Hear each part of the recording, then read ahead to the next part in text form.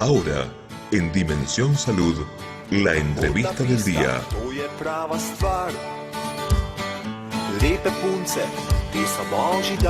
Y seguimos con Juan Antonio Lázara y lo habíamos llevado a una pregunta antes de la pausa que tenía que ver con esto, con el sistema universitario y estas tres variables, ¿no? La permanencia ilimitada en el sistema, el ingreso ilimitado a la universidad y la gratuidad, como tres variables que pueden convivir. Bueno, vos sabés que yo recorro todo el país, he recorrido 7 ciudades de La Pampa, dando una conferencia de orientación vocacional y laboral, y hablamos de la diferencia entre duración real y duración teórica. La gente cree que estudiar abogacía se lleva 5 años, que la carrera de medicina dura 6 años. Bueno, y es un error, porque no es así, ¿no? Formar un médico cuesta, la carrera normalmente desde 10 años, la demora en estudiar medicina, promedio, ¿no? Promedio, la mayoría de la gente tarda 9, 10 años en recibirse de médico, 8 años en recibirse de abogado, más allá de que haya gente que tarde 15, ¿no? Claro, no es frecuente que se reciban a los 6 años, en general se tardan 8 y 9 años. Tanto en abogacía 8 y en medicina 10 años. 10 más o menos. Sí. Arquitectura suele ser extensa también, ¿no? Y hay extremos, depende de la universidad también. En Jujuy un ingeniero tarda 12 años en recibirse promedio. ¿Eso porque trabajan al mismo tiempo, porque cuesta y es difícil? ¿Dónde está, digamos, por ahí la causa de la duración casi duplicada? Hay diversas causas. Una es que es cierto que el 70% de los estudiantes en Argentina trabaja y estudia. Otra, que uno puede tardar mucho porque no hay demasiada penalidad, entonces se puede demorar la carrera como guste. Además, como es gratis, no tengo problema. Claro. Fíjate que la duración real en la universidad privada no es como en la pública, es decir, la gente trata de recibirse más rápido porque tiene que pagar. Claro, es cierto. Entonces hay distintas razones, pero lo que yo te quería dejar aclarado que todos queremos que todo el mundo estudie en la universidad. No, sin duda. Eso sin duda, pero no queremos que nos abra la barriga con un bisturí un médico que no esté correctamente formado, porque en ese afán de la inclusión en la que estuvimos sumergidos en estos últimos 12 años, esas políticas de inclusión deliberadas, queremos que todos entren y todos permanezcan en la universidad, entonces exigimos menos. ¿Cómo se sale de ahí? ¿Cómo salimos de esa ecuación? Vení que no. Yo, un poco también en la experiencia como docente, ¿no? Donde te encontrás con dificultades para la comprensión de los textos, dificultades para la redacción, para la comunicación del propio pensamiento, ya no de la internalización de un ajeno y reproducirlo así de manera memorística. Ya, dificultades para armar una frase en correcto español y comunicarla. ¿Cómo salimos de eso? Muy difícil. Te voy a explicar por qué podríamos estar horas, pero como docente, vos que sos docente, yo también soy docente en públicas y privadas. Se presiona mucho al docente para que al alumno permanezca y no abandone. Entonces hay mucha presión sobre el docente para que no aplace a los alumnos, para que apruebe. Por ejemplo, si vos aplazás a un alumno, le dan doble o triple posibilidad de recuperar ese aplazo. ¿Me explico? Entonces, claro. Sí, venga después, piénselo bien, venga de vuelta. Ahora, pero hay algo que también tiene que ver, y en esto como experto, vos observador del sistema, también hay una suerte de transmisión de currículum oculto en esto. Y si yo viene un tipo al que le puse un plazo para que rinda un examen, le fue mal, y le tengo que dar otro, y luego otro, y luego otro, lo que le estoy diciendo es, mire, la verdad que los plazos no tienen ningún sentido. Cosa que en el derecho yo lo estoy engañando, es fraudulento. Sí, claro. Es decir, hay una suerte de transmisión de currículum oculto que yo le entiendo, mire, la verdad que los plazos los pone usted. No, en derecho, ¿sabe qué? Los plazos no los pone usted. Y me imagino yo que en la administración del tiempo en medicina tampoco. Y el tratamiento del cáncer, los plazos no lo pone, o de cualquier enfermedad, digamos. La administración del espacio y del tiempo para un arquitecto, para un ingeniero. Me parece que aquí hay y coincido con esto que señalás, ¿no? Incluir sí y que todos vengan a la universidad también. Pero ¿cómo hacemos para hablar de una mala palabra como esfuerzo? ¿Cómo hacemos para reinstalar la idea de mérito? ¿Cómo se hace para empezar de cero? Y mirá, esa es la pregunta del millón. Es muy difícil y yo no sé cómo... Encima las universidades son autónomas, entonces cada uno puede adoptar su propia normativa. Es muy difícil. Y hay otro elemento de presión para el docente muy grave, que es que el alumno evalúa. Por ejemplo, un alumno de primer año te califica. Entonces, ¿qué pasa? Te digo porque yo tengo la fortuna de salir siempre muy bien calificado y cobro siempre un plus por buena calificación. Pero no obstante eso, me parece mal. Porque el alumno te califica, entonces hay mucha presión porque el docente tiene que ser bueno Claro. entre comillas, con el Sí, alumno sí. para que lo califique bien y le den un plus salarial la universidad. Entonces ahí viene otro problema muy grave, que el docente está presionado por esa evaluación que un adolescente de 17 años puede hacer sobre un profesor que puede tener 3 doctorados, pero que está sometido a la evaluación de un adolescente de 17 años. Y esto la universidad lo promueve, ¿no? Lo estimula. Eso me parece que es al menos para prestarle atención. Yo creo que el chico, el estudiante graduado, o digamos el estudiante universitario, puede expresar su opinión. Ahora, pero también es cierto que se supone que viene porque no sabe, ¿no? Bueno. Porque si supiera, estaría él dando la clase y uno se va a casa, ¿no? Es que te digo más, hay muchos alumnos que se quejan. Vos sabés que hay una queja paradójica de cada vez más alumnos, que le están pidiendo a la universidad que sea exigente. Alumnos que piden exigencia. Claro, alumnos que te dicen, no, profesor, ¿cómo puede ser esto? Entonces, que seas exigente, porque claro, la gente responsable se anota en una universidad y quiere ir para aprender. Okay, tal cual. Y entonces vos cuando tenés mucha gente que no tiene voluntad de estudio, que no tiene disciplina, es un factor de perturbación. Es la realidad, por ahí no es políticamente correcto decirlo, pero Claro. si yo estoy en un aula donde la mayoría de la gente no está preparada para estar sentada ahí, no está preparada para analizar un preparado cadavérico, y yo quiero ser cirujano, pongamos, se baja el nivel. Yo siempre digo, la calidad del docente lo dan los alumnos. Uno es la misma persona, pero Claro, en distintas claro. aulas es distinto, porque Claro. depende de la calidad del estudiantado, es como uno da la clase, ¿no? Sí. Entonces, si tenés un estudiantado muy flojo, vos te volvés flojo y laxo también. Tal cual. Ahora, pensé en una profesión en particular, la enfermería. Sí, Y la digno. profesionalización Sí, de la enfermería, ¿no? sí. Nosotros no hemos jerarquizado Sí. de manera adecuada esa profesión, ¿no? ¿Qué reflexión tenés sobre ese tema? Bueno, justamente es uno de los temas más apasionantes. De paso le mando un saludo a un rector de un instituto que forma enfermeros hace décadas, que es el doctor Santa María, que tiene un instituto que forma enfermeros. En Argentina tenemos 3 médicos por cada asistente de enfermería, ¿no? 3 médicos. 3 Sí. cada asistente de enfermería. Pero atención, tenemos 10 médicos por cada licenciado en enfermería. No sé si me... Claro, se tal- te da proporción. claro, tal cual. Porque Sí, sí. la carrera de enfermería se ha jerarquizado en los últimos años. Entonces hay 3 escalones. Está el asistente de enfermería, que es un curso de pocos meses, que no es matriculado.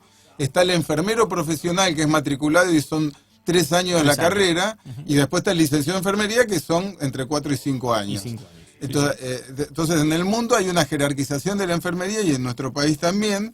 Y necesitamos enfermeros, es una de las carreras, de las profesiones más necesarias en la Argentina, en determinadas especialidades, por ejemplo, lo que es neonatología, los 2 extremos de la vida. Exacto, ¿no? Y la terapia intensiva. ayuda Terapia al final. intensiva, geriatría y gerontología. Claro, Tenemos graves problemas de falta de profesionales, ¿no? Entonces tenemos que formar enfermeros de calidad. Te digo que en el ámbito de la salud, los docentes, las autoridades, todavía tienen cierto grado de responsabilidad y de culpa. Quiero decir, todavía se exige. Ujú. Pero en las ciencias sociales, Claro. digo, en las humanidades, Es que porque se instaló esta idea de que, bueno, yo puedo decir, sí, como poder se puede decir todo lo que uno desee, ¿no? Pero lo cierto es que por ahí los que nos dedicamos a ciencias sociales, como la posibilidad de objetivar es menor, ¿no? Hay menos posibilidades de objetivar, quiero decir, ¿no? Entendiendo por tal cosa, pero mire, si hay que medir en el laboratorio cuántos glóbulos blancos tiene, los va a contar y son esos. claro. En cambio, mire, yo quiero hablar ahora sobre la influencia de... ¿Cómo era que me lo habías mencionado? El filósofo de tu prólogo, porque aparte... René Guénon. Claro, bueno, yo quiero buenísimo. hablar de la influencia en el pensamiento de Guénon, y la verdad que puede venir 1, 2, y es lo que a uno le parece, ¿no? ¿Cierto? Claro. Que ciertamente se construye el mundo en gran medida a partir de lo que a uno le parece, pero con algún grado, con algún sentido de realidad, ¿no? Me parece que nos hemos enajenado un poquito. Bueno, con respecto a lo que vos decís, me gustaría darte un ejemplo de lo que pasa con las carreras artísticas, ¿no? Y hacia ahí vamos, hacia ahí vamos. Cualquiera puede opinar de arte, cualquiera puede hablar de de arte, de estética. Que es tu doctorado, ¿no? Sí. Vos es tu doctorado. En patrimonio público, en los monumentos. Ahora, como cualquiera puede hablar de arte y de humanidades y de ciencias sociales, vamos al campo artístico. Vos recorres cualquier ciudad del interior, La Pampa incluida, sin que te me ofenda, y vas a ver los mamarrachos que han puesto de monumentos en todos los pueblos del interior, porque el intendente no tiene la obligación de llamar a un médico matriculado o un ingeniero civil matriculado para ornamentar o decorar su ciudad, porque cualquiera puede hacerlo. Cualquiera. Entonces, estamos, Pico incluido, lleno de mamarrachos en el espacio público. Te lo pongo como ejemplo. Sí. Como cualquiera puede hablar de cualquier cosa, entonces yo me acuerdo en Belville, provincia de Córdoba, que lo tengo en el video en YouTube, si ponen por Google lo van a ver, se van a morir de risa, un intendente inaugurando un monumento que me acuerdo que en vez de decir gárgolas, bueno, se confundió de las palabras, un mamarracho estaban inaugurando, y la verdad que eso después se paga, porque el ciudadano tiene que vivir con adefesios, el mal gusto predomina a nivel social. Fíjate lo que han hecho con el monumento a Colón, que lo reemplazaron por un mamotreto. Eso tiene que ver con que cada vez estamos formando licenciados o en ciencias sociales, o en arte, o en diseño, con menor nivel de formación. Te doy el ejemplo de arte porque era lo que traía a mano. Y de hecho quería ir hacia ahí porque es que nos contaras un poco tu doctorado en el que estás trabajando aún, ¿no? Sí, justamente yo estoy muy interesado en lo que es arquitectura desde el punto de vista simbólico, ¿no? De lo simbólico. Una nota, entre paréntesis, una nota tuya muy buena en Clarín cuando fue el tema del obelisco. Ah, ¿no? Me acuerdo cuando fue el tema del obelisco y ahí me quedé pensando con eso. Pero sí, perdóname la No, interrupción. con respecto al obelisco, que vamos a recordarle a los oyentes que hubo una mutilación, Claro. digamos, efímera, que se le ha intervenido al obelisco, y mucha gente se enojó y otros estaban a favor y en contra. Y yo lo que dije en ese momento, que el patrimonio público, los monumentos que tenemos en Buenos Aires, habían estado sometidos durante muchos años a una época de peronización. Por ejemplo, la avenida 9 de Julio empezó a tener monumentos peronistas, partidarios. Se intervino en el edificio del Ministerio de Obras Públicas, que está en la avenida 9 de Julio y Moreno, con la efigie de Eva Perón, no siguiendo el modelo de Che Guevara en la Plaza de la Revolución en La Habana. Pues después se puso otra efigie a Arturo Jaureche, al padre Mujica, bueno, todos militantes peronistas. Y yo decía que la avenida 9 de Julio es de todos, no es solo de los peronistas. Sin duda. Bueno, también esa apropiación del patrimonio por el gobierno de turno es un error. Así como el gobierno de turno no es dueño de Canal 7, ni de Radio Nacional, ni de Telam, el gobierno de turno tampoco es dueño del espacio público para poner el monumento que se me ocurre. No me quiero ir por las ramas, pero ahí te digo... Es que te quería preguntar, el Centro Cultural Néstor Kirchner. Es otro caso. ¿No? Me parece que... Es más, en el Museo del Bicentenario están los mocasines y la lapicera del presidente. ¿Qué advertís detrás de eso? Porque la verdad que... sí, ¿no? Esto de querer inventar héroes, ¿no? Y a mí me parece que los héroes se pueden inventar, ciertamente uno puede inventar un héroe, pero creo que forzar la historia, incluso forzar el sentido estético, ¿qué consecuencias puede traer para la vida social? Bueno, a mí me ha producido, lo que vos decís, está tocando temas sensibles que a mí me han producido una profunda tristeza cuando iba al museo que está detrás de la Casa Rosada, en donde se ha construido una historia que desembocaba todo en el kirchnerismo, y a mí me producía una profunda tristeza porque veía como a los jóvenes, a los adolescentes, lo estábamos formando en ese relato, ¿no? Que la Argentina es mucho más rico que el peronismo, y que el radicalismo, y que el socialismo. Es decir, acá hemos tenido intelectuales, políticos, radicales, socialistas, comunistas, peronistas, pero no es todo peronismo. Entonces a mí me producía una profunda tristeza esa kirchnerización de... conociendo historia, habiendo tenido presidentes, y ahora vamos a la comparación, presidentes como Bartolomé Mitre, como Alvear, Marcelo T. Alvear, un presidente que inauguró una serie de monumentos fabulosos que todavía seguimos disfrutando en la Argentina, y tener que direccionar toda la historia de nuestro país a la virome de Néstor Kirchner, a mí me parecía tristísimo, me producía un dolor muy grande, como todavía me ha producido un dolor muy grande, es como si me faltara, no sé, una pierna, la mutilación del monumento a Colón, que lo han destrozado, lo han arrastrado y lo han reemplazado por un monumento que cualquier especialista en estética te va a decir que es un adefesio. Y sin embargo, la gente que no tiene formación empieza a formarse la mirada como que le parece que lo feo es bello y lo bello es feo, ¿no? Ese es el daño. Eso me parece genial, ¿no? Porque algún criterio estético tiene que haber, ¿o no? ¿Hay un criterio estético? Bueno, ahí nos metemos en un tema complejo que es lo lindo y que es lo feo.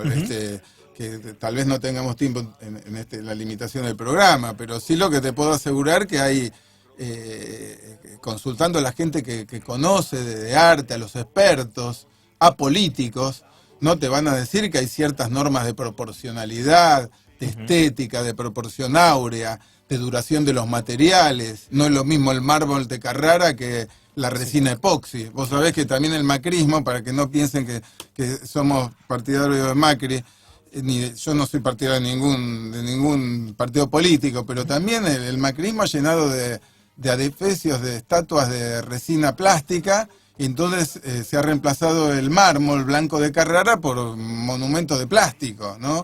Que están por toda la ciudad y que ya a la gente le parece lindo. Entonces vos traes un francés o un italiano que tiene una formación estética mucho más profunda y viene acá y se ríe, porque de pena se ríe, ¿no?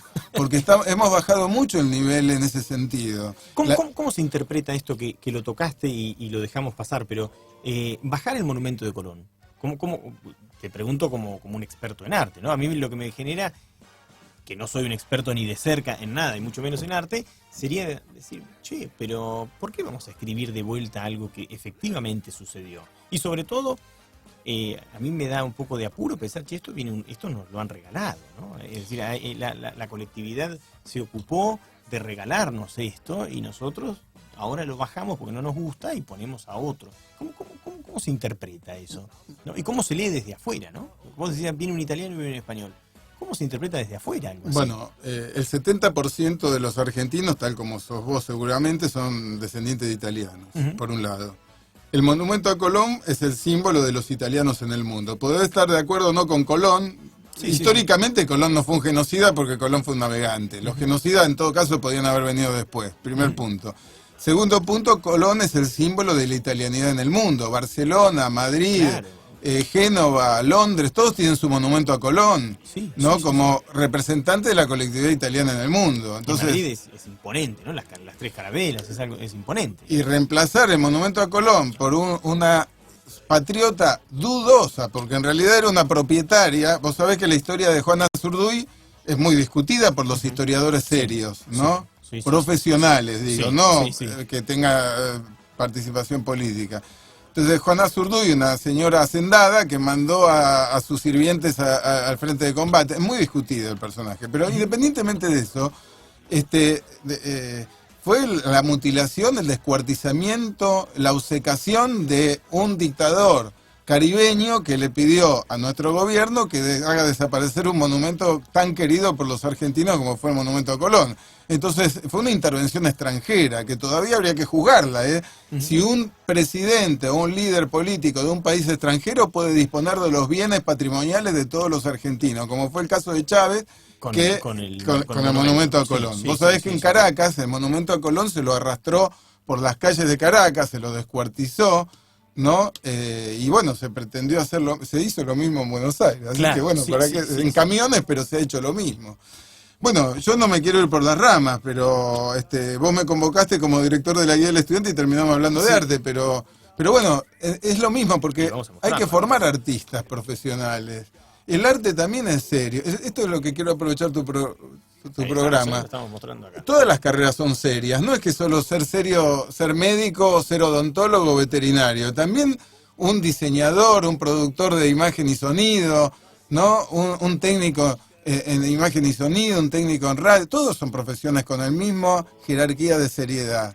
Y te iba a preguntar, porque aquí está en un lugar destacado, ¿no? Estadísticas con carreras con más empleo. ¿Cómo está eso? Digamos, la salida al mercado laboral. Bueno, las carreras con más empleo son, primero, las ingenierías, las carreras técnicas, las técnicas de la salud como enfermería, las carreras científicas, otra carrera muy interesante, veterinaria, que ahí nos metemos en otro problema, que las carreras más dictadas no son las que más necesita el país.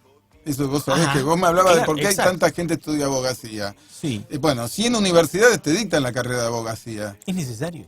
Pero Bueno, lo que pasa es que es barato dictar abogacía. En cambio, si vos querés dictar veterinaria, Es que verdad. se dicta en pocos lugares, entre uno de los pocos lugares en tu ciudad, En Pico, claro. Sí, pero sí, no sí, se dicta en muchos lugares veterinaria, solamente se dicta en 10 lugares la carrera veterinaria. ¿Por qué? Porque es cara y porque convoca pocos alumnos. Entonces, Pocos alumnos estudian veterinaria, y ¿sí? porque es una carrera Es larga. más larga que medicina, imagínate. Y es cara además. Claro, claro. Entonces, el círculo vicioso es, creo carreras baratas y que me llenen las aulas.